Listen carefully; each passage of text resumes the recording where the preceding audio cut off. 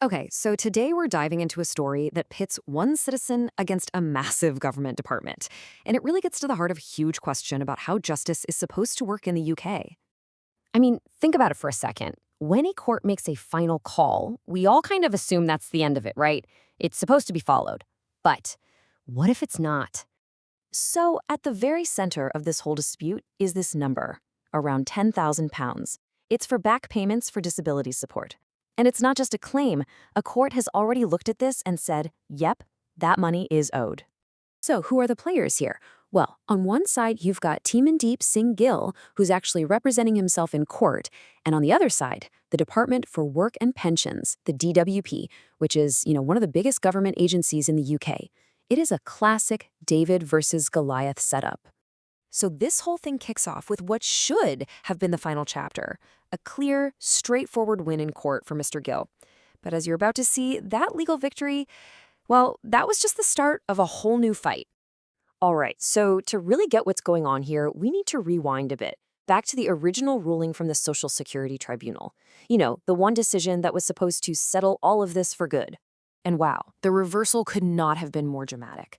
The DWP's own assessment gave Mr. Gill a score of nil, 0. Basically, they said he didn't qualify for anything. But then, an independent tribunal looks at the exact same evidence and comes to a completely opposite conclusion. He's entitled to the highest rate of support for an indefinite period.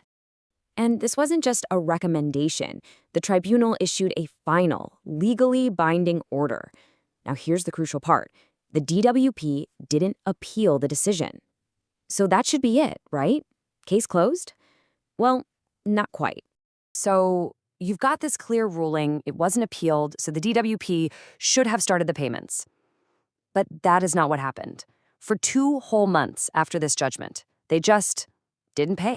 Yeah, instead of just complying, they basically put up a new roadblock. They said they wouldn't release the money until Mr. Gill engaged with them again and answered more questions, the very type of questions the tribunal's ruling had already made completely irrelevant. Now, from Mr. Gill's point of view, this wasn't just some administrative hiccup. As he put it in his court filings, he saw it as a deliberate move to block an entitlement that a court had already confirmed was his. And this is where the story gets really interesting. You have to hear the DWP's reason for not paying.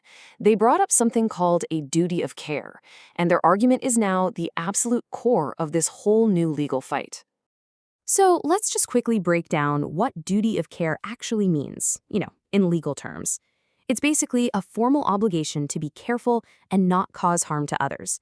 And if you mess that up, you can be sued for negligence. But here's the thing. Mr. Gill is arguing that the way the DWP is using this idea is deeply inconsistent and, to use his word, manipulative. Okay, so this is the absolute crux of the argument. You really need to see this contradiction. For years, in other court cases, the DWP has argued that it does not owe a legal duty of care to claimants. This is a big deal because it helps protect them from lawsuits. But now, in this case, to justify ignoring a court order, they're suddenly talking about a moral duty of care. It's this contradiction that Mr. Gill is saying is just not lawful. So what do you do when you're at a complete standstill like this? The DWP won't pay, they're demanding more questions. Well, Mr. Gill had to take it to the next level. He filed for something called a judicial review in the High Court. And it's really important to get what a judicial review is all about. The High Court isn't going to retry the original disability case. That ship has sailed. No, the judge is going to be looking at the actions of the DWP itself to figure out if they broke the law by refusing to follow that tribunal order. So he's basically asking the High Court to do 2 big things. First, something called mandatory relief, which is just a fancy way of saying an order that forces the DWP to pay up now. And second, declaratory relief, where the court officially declares that what the DWP did was unlawful, a breach of human rights, and basically showed contempt for the first court. And that's why we're talking about this today, because this isn't just about one person's fight for £10,000.